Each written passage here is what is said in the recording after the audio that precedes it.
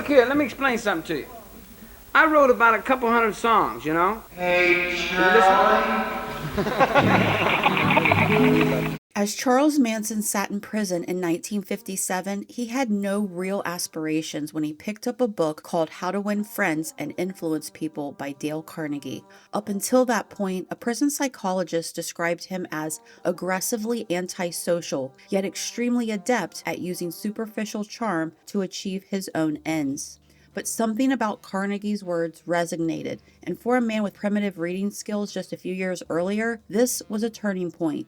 Manson began testing Carnegie's concepts on fellow inmates and even prison staff, and to his surprise, it seemed to work.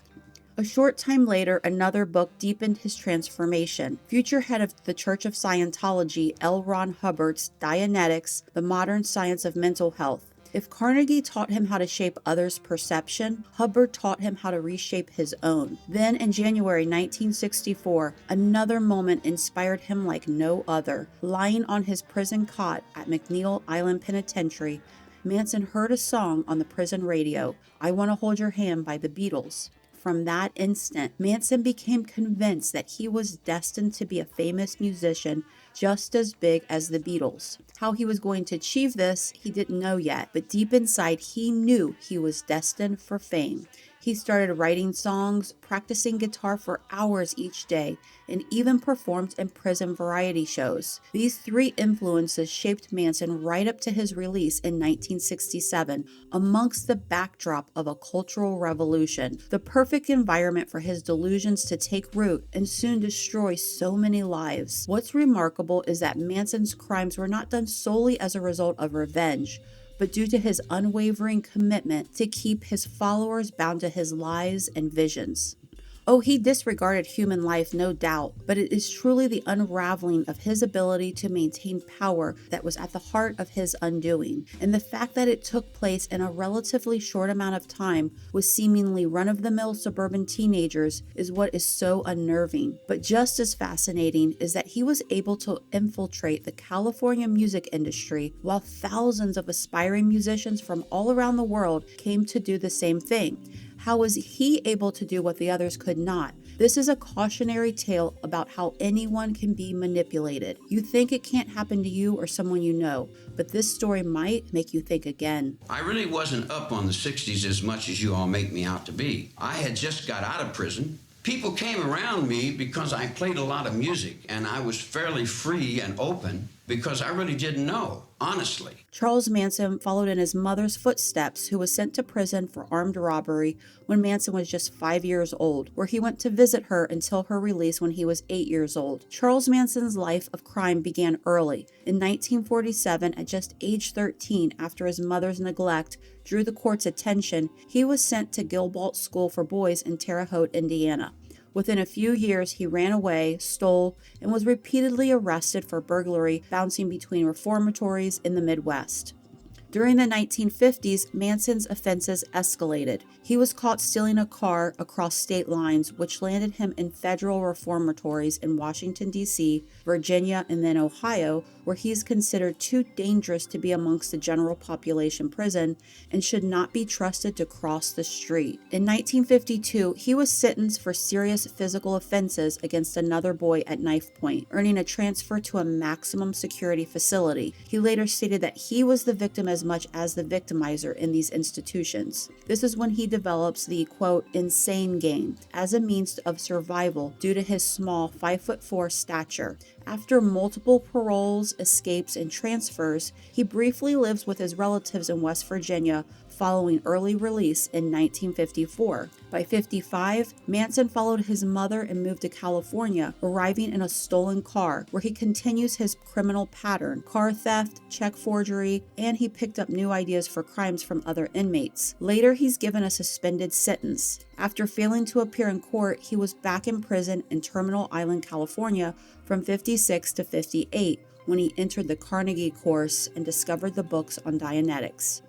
In 1960, after violating the Mann Act, when he made a living as a pimp, he was sent back to prison at McNeil Island Federal Penitentiary in Washington, developing his musical skills while continuing to cultivate his manipulative personality.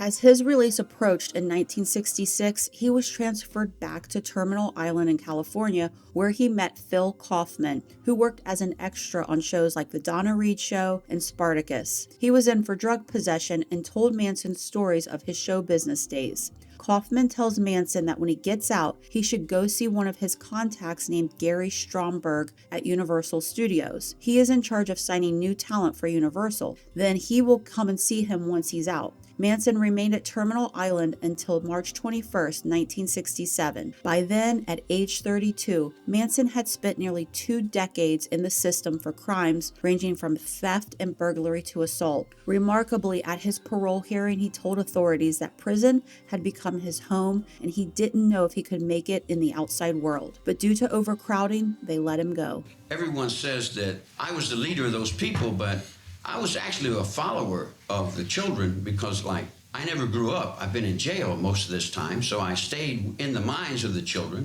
Immediately after his release, he moved to Berkeley, California, where he knew a former inmate, stepping into the epicenter of the cultural upheaval of the 1960s.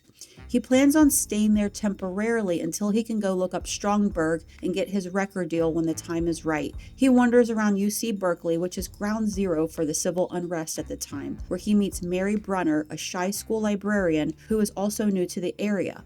He starts to stay at her place and begins to immerse himself in the free love movement. At the time, there are gurus on the streets preaching about revolution, and Manson takes up this new art form using his guitar and the Carnegie teachings of dramatizing his words. He meets other girls, which he takes back to Mary's place. Manson has to cross the bridge to San Francisco to meet his parole officer when he discovers the Haight-Ashbury neighborhood. And just like Berkeley, there are gurus up and down the streets prophetizing revolution and gaining attention and followers. But while Berkeley radicals gave authorities the middle finger, Haight hippies handed them a flower with a peace sign. Manson takes to the streets to gain his own following and quickly gets a few drifters who hang around until they are lured away by other prophets.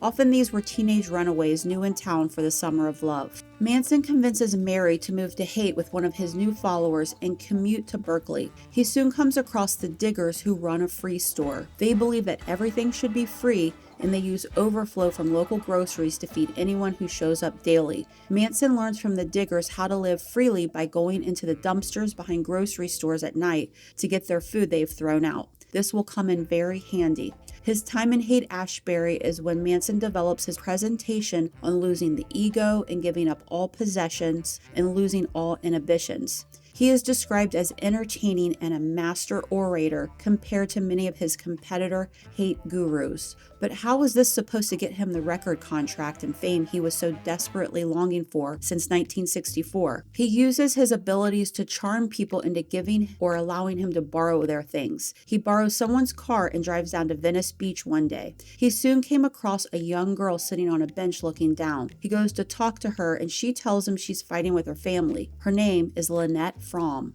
She is 18 and enrolled at a local community college. He sympathetically tells her how beautiful she is and how her parents don't understand her or the times. He convinces her to leave and go to Haight-Ashbury with him, where he is the gardener attending to the flower children of the Haight. He now has 2 disciples and soon a third joins, Ruth Ann Morehouse, who he met after being picked up while hitchhiking by her father, a congregational minister who took him back to his home for a meal. He convinces her father to give him a piano, which he then trades for a VW bus. Ruth Ann, still a minor, marries a guy at Manson's suggestion to gain legal separation from her parents in order to join Manson and his other 2 recruits, Mary and Lynn. Manson is 32 years old, mind you. He now lists his occupation as minister when questioned and begins to convince his 3 young recruits that he was sent to carry out the Lord's will, all while carrying out physical relations with these young girls and dosing them regularly with psychedelics, making them listen on repeat to the recently released Sgt. Pepper by the Beatles. Manson preyed on teenagers arriving daily by the hundreds to Haight-Ashbury, looking for new recruits and exploiting them physically while trying to convince them that he was going to be bigger than the Beatles. They travel down to Manhattan Beach where they meet Pat Katie Krenwinkel, who joins them. Just like the others, she comes from a dysfunctional home and is in an uncertain place in her life. She soon joins them in their VW adventures. All these girls are made to feel like they belong, like they finally have a family of their own. They are initially praised until they are beautiful and perfect, and their parents are the real problem and don't understand them or the cultural revolution.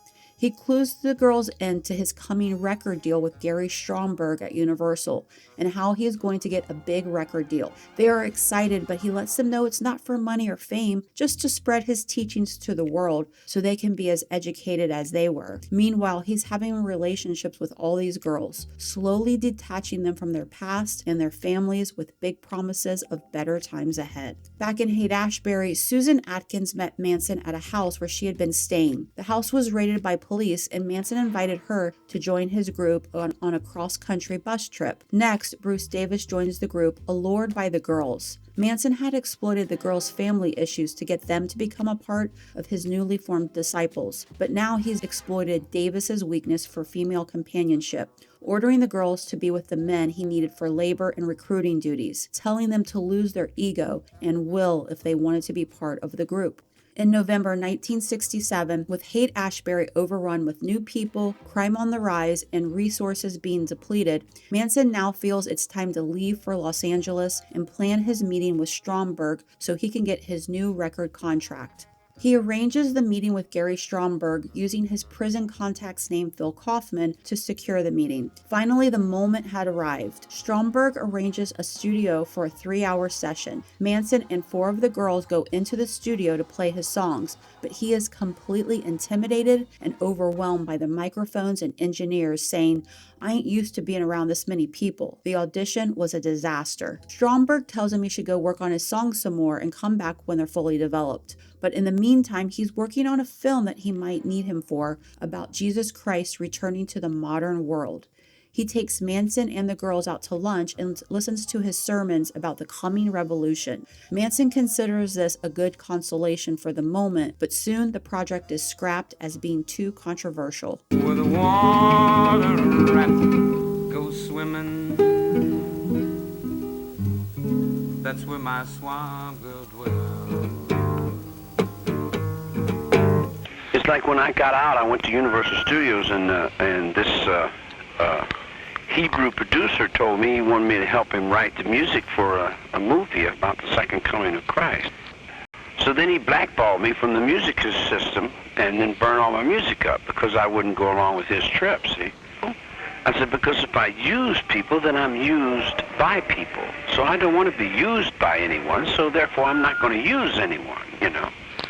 So we had a big thing there, you know, and like, I was going to shoot him, but then I thought, well, if I shoot him, I'll go back to the penitentiary, and I didn't want to shoot him, you know, because I didn't want to go back to jail. So I went through some changes, and I lost the music there, and then the Beach Boys gave it back to me, you know. Where the sunlight. Manson and the girls find a house in Topanga Canyon where a guy takes in people and allows them to stay at a house called the Spiral Stairway. They go there to stay and meet fellow wanderer Bobby Beausoleil, who is a guitar player who also spent time in Haight-Ashbury. He tells Manson of his time jamming with Frank Zappa.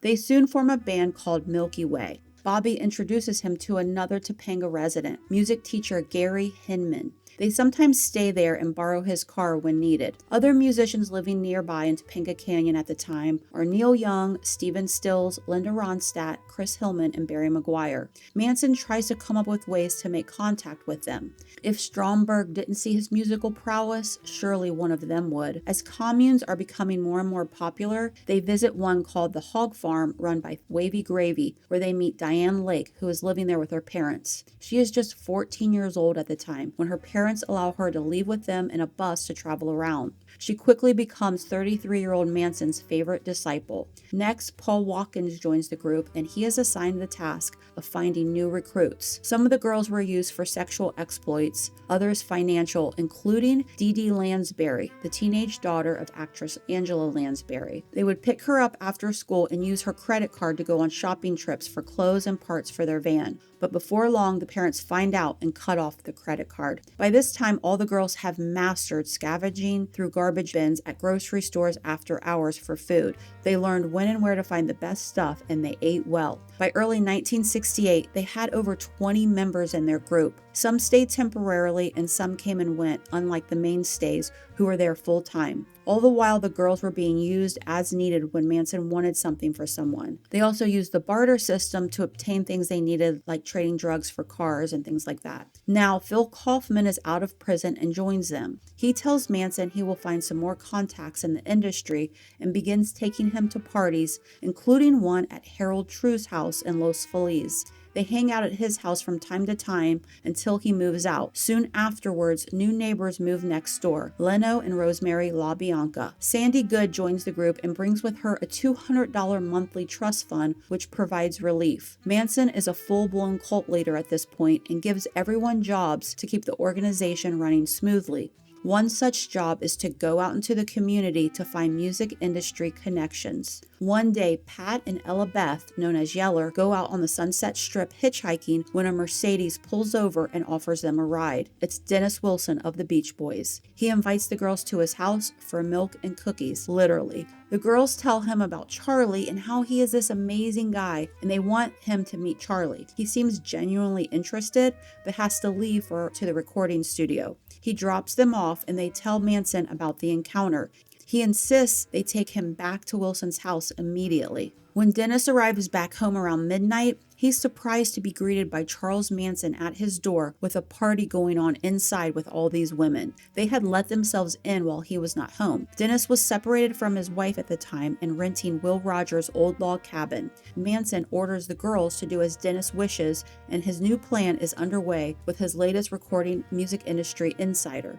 Manson and Dennis start spending a lot of time talking, and he starts indoctrinating him into his losing his ego, possessions, and inhibitions theology. Wilson opens up about the troubles he's having in the Beach Boys and wanting to be a songwriter. Sympathetic, Manson tells him he's the real talent and the other guys in the band don't get him. Manson plays him his songs, and Dennis thinks he has real talent. He soon calls up his two best friends since high school, talent scout Greg Jacobson and music producer Terry Melcher. He says they have to meet this genius guy named Charlie Manson. Jacobson comes over first. He's not as impressed, but thinks Manson is entertaining. But he is impressed with the girls Manson is offering up. Although married, he soon picks one. Jacobson finds them all funny and soon comes up with a name to call them, the Manson family. Next, Melcher also meets the group, and like Jacobson, he's not impressed with Manson as much as the girls. He is living with actress Candice Bergen at the time on CeeLo Drive, but picks a girl as his favorite to pair off with.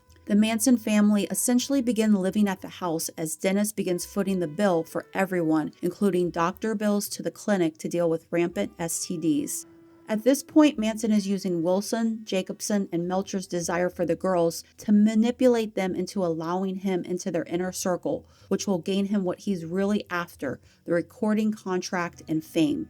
He is using the Carnegie method of helping the other person get what they want to win them over, as well as showmanship. Manson's new plan is to get a recording contract through the Beach Boys' new record company called Brothers Records. Dennis starts telling the Beach Boys about Manson and the girls. He sets up a meeting, but no one's impressed. Manson was ready with his guitar whenever any musician stopped by Dennis's, ready to play them his songs. One such day, Neil Young stopped by, and Manson played him a song in which Neil improvised with some chords. He calls Mo Ostin at Warner Brothers and says, "This guy's unbelievable. He can just make up songs as he goes along." But Ostin wasn't interested. Manson begins to realize that the musicians themselves have no real power other than connections, and the real person yielding power is Terry Melcher. He is a top producer at Columbia with hits like The Byrds' Mr. Tambourine Man, using the Wrecking Crew as musicians instead of the band themselves. He soon brought in 80 hits for Columbia, making him one of their most valuable producers. But Melcher was no dummy. He relied on Jacobson to bring him talent, but ultimately decided based on his own experience and instincts. Son of actress Doris Day, he wasn't about to risk his family's reputation or his position at Columbia for anyone. Jacobson agrees to record Manson at a small studio in Van Nuys to at least get him a tape to use to pass along. The tape is given to John Phillips of the Mamas and Papas, but but he passes. Around this time, Dennis is hitchhiking when he's picked up by a newly arrived Texan in town who went by Tex Charles Watson, a former small-town beloved football hero who left for California. He comes over and meets and soon joins the family. Dennis and his buddy Jacobson and Melcher occasionally take Manson to parties and clubs with them, including one time at Whiskey A Go-Go. They found him entertaining but also entitled and self-absorbed. Dennis at one point arranges for a recording session at his brother Brian's home studio. Brian didn't like him and stayed away. The engineer who ran the session, named Stephen Despar, tries his best to give Manson suggestions to help him through the session, but Manson did not take direction well. On the second day of the session, Manson pulls a knife on Despar when he tries to end the session. Despar later said it was a waste of time and this guy is psychotic. Manson thought for sure Brothers Records would offer him a contract at that point. They didn't, but Dennis listened to the tapes and found one song he thought had potential called Cease to Exist. On the Beach Boys' next album, Dennis tells Manson he's going to put forward his song. Manson feels this is his moment. Once everyone learns that he has written a song for the Beach Boys, his fame will follow. But once in the studio, Dennis changes the lyrics to be about a girl instead of revolution and doesn't tell Manson. Cease to exist. Just come and say you love me. Cease to exist.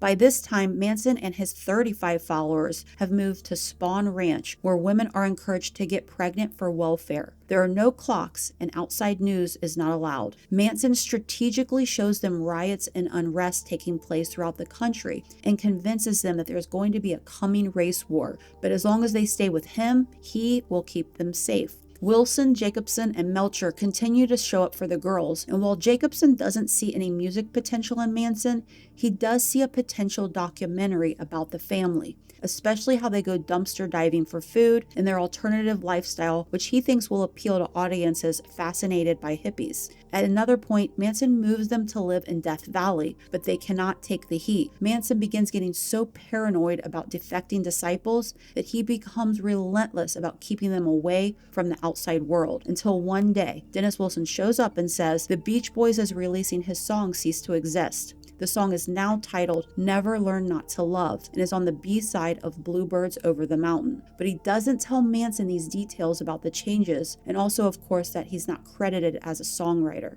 That alone goes to Wilson. But once Dennis realizes that he will get songwriting royalties, he wants to use Manson for more songs. So he tells him he should move back to be closer. So the Manson family head back to Topanga Canyon to a rented house. Manson devises a story about a coming Helter Skelter where black people are going to kill white people, and he is the new Jesus Christ that is going to lead the crusade. Manson forces everyone to take psychedelics daily and listen to the White Album. His peak narcissism is on full display as he interprets all the songs to be about him and his vision. He instructs his followers to listen to specific songs on repeat. He interprets Revolution 9, the avant-garde track of sound collages and tape loops, as the centerpiece of his twisted theory. He fixated on the repeated phrase number 9 and linked it to chapter 9 of the book of Revelation, which foretells an apocalypse. He tells his followers to listen to the subliminal messages like rise, which are hidden in the track for them. Number 9, number 9, number 9. The song Honey Pie, Manson believes, is a message from the Beatles to him.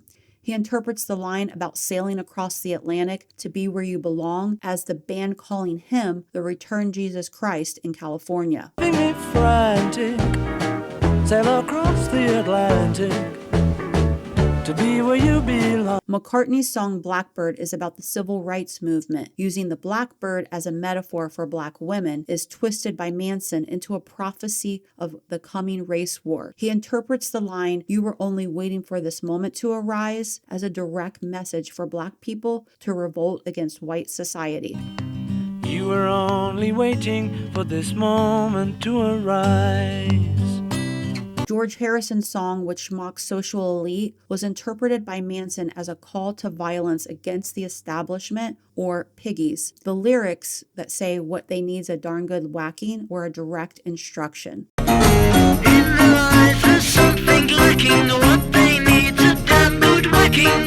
When Paul McCartney wrote Helter Skelter about a chaotic British amusement park slide, Manson saw it as a coded reference to the imminent race war. The title signified the total chaos of the apocalypse, where black people would rise up and destroy the white establishment. Manson told his followers that the family would hide in their secret location in Death Valley during the violence and would emerge afterwards to rule the world.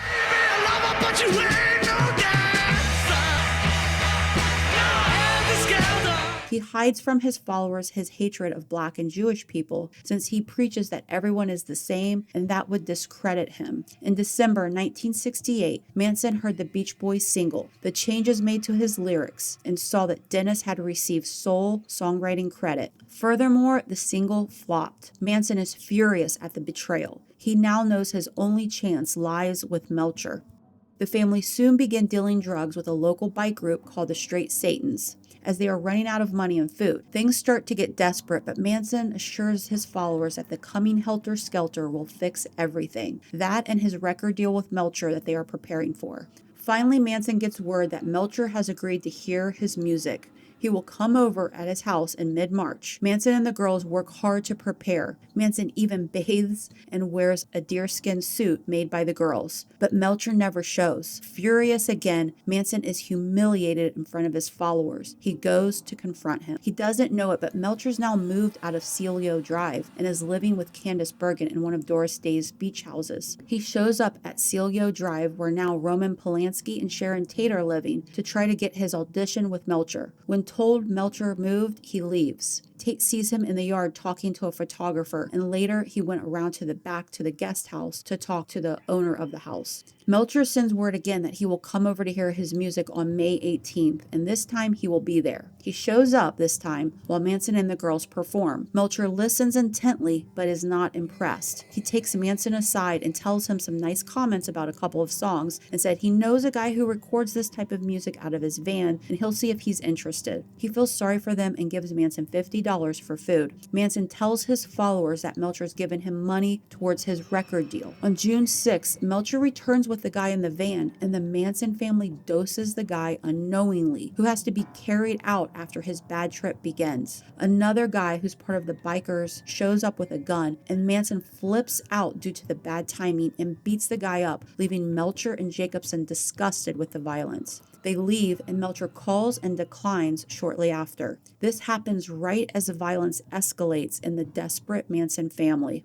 The Manson family began breaking into wealthy people's homes and moving their furniture around while they slept as a prank. They find out where Melcher moved to at the beach and stole his telescope off his back porch. Charles Tex Watson robs marijuana dealer Bernard Lotzapapa Crow and steals $2,500 during a deal that was arranged by one of Watson's former girlfriends. After realizing he'd been cheated, Crow calls Spahn Ranch, where the family lives. He speaks to Manson and threatens to come to the ranch and kill everyone. In response to the threat, Manson and another family member go to Crow's Hollywood apartment. After a struggle, Manson shot Crow in the stomach. Manson returns to the ranch believing he's killed Crow. When he later saw news reports of a Black Panthers member's murder, he becomes convinced that Crow was that Panther and that the organization would seek revenge. Unknown to Manson at the time, Crow actually survived the shooting. This spiraling paranoia and fear of retaliation led Manson to instruct his followers to commit violent acts as a preemptive measure. On June 27, 1969, family members Bobby Beausoleil, Mary Brunner, and Susan Atkins held musician Gary Hinman captive for several days at his home in Topanga Canyon, torturing and ultimately killing him.